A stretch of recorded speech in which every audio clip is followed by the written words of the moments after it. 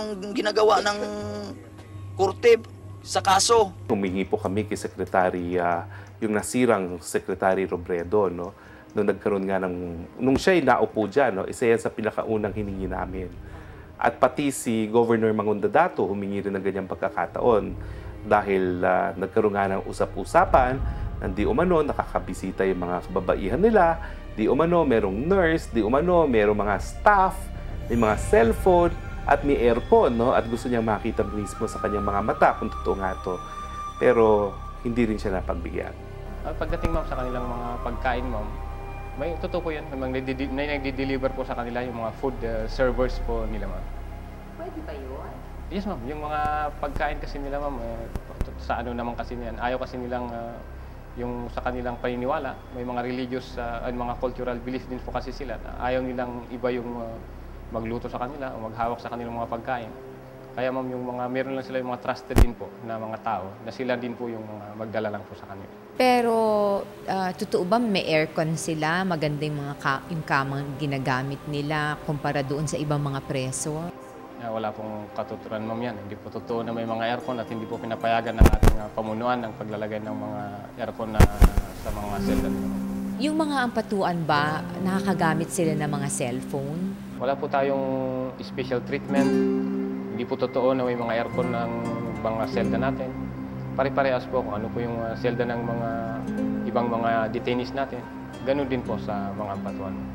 Pero isang pag-amin ang nakuha namin kay Jail Warden Basilio, ang kakulangan ng bantay sa mahigit 140 preso sa BJMP. Gaano po kayo karaming nagbabantay dito on a daily basis?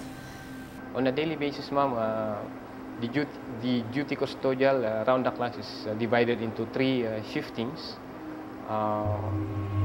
Manned by, in every shift, there were around 9 or 10 personnel na nagmaman po sa ating kulungan. Hindi ba kulang yon? So far sa ngayon, ma'am, ginagawan po naman natin ng kaparaan na ating makakaya na i-utilize at i-maximize ang ating personnel para sa seguridad ng ating mga kliyente dito. Dito sa gusaling ito nakakulong ang mga ampatuan. Dito rin sa courtroom ng BJMP, dinidinig ang kaso nila 2 beses kada linggo. Sa ngayon, isa sa mga kahilingan ng mga kaanak ang hindi napagbigyan ng korte, ang live coverage sa pagdinig ng kaso. Marami ang nalungkot dahil hindi na nila masusubaybayan ang kaso dahil kailangan nila ng malaking pera para gamiting pamasahe sa pagpunta nila dito sa Maynila.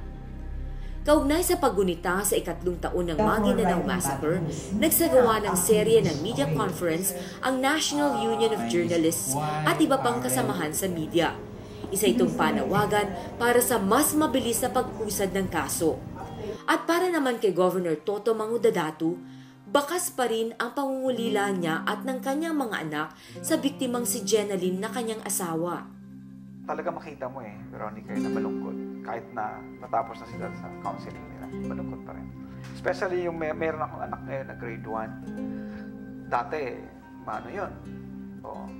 Nung medyo pa siya. Madaldal. Madaldal na yan. Hindi nagsasalita yan. Especially, meron akong more than 3 years old. He was 10 months old that time nung si mami niya. Pag umiiyak, hindi ba iwasan tawagin niyang mama niya? Yun ang nakakalungkot. Yun ang pinakamasakit. Sa kabila ng kanyang mapait na pinagdaanan sa politika, hindi daw natitinag si Governor Toto sa pagnanais niyang matamo ang tunay na kalayaan at masaganang pamumuhay ng kanyang mga nasasakupan sa Maguindanao. How do you feel now about politics after what you've been through? Ano yung nararamdaman niyo pa? Nagsisisi ba kayo na pinasok yung politika? Hindi ako nagsisi. Kasi my commitment is to serve the people of our province and to reform and innovate.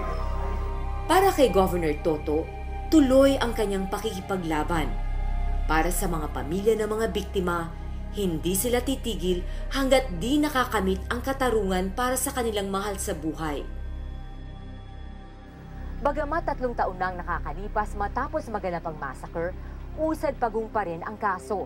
Tila malabong mata mo sa madaling hinaharap ang hustisyang inaasam-asam ng mga pamilya ng mga biktima. Kaakibat pa nito ang di maitatatwang problemang pang-ekonomiya at politikal sa lalawigan ng pinangyarihan ng krimen. Tunay na mabigat at masalimuot kung tutuusin ang pagharap sa mga magkakabit na isyong ito. Maraming buhay ang nakitil sa walang saysay na pagpaslang na ito at marami pang ibang buhay ang apektado ngayon. Nananatiling umaasang sambayanan sa agarang resolusyon ng kaso nang di na ito maulit muli at magsilbing mapait na leksyon para sa hinaharap. Ako po si Veronica Balud Jimenez at ito ang aking istorya para sa The Veronica Chronicles.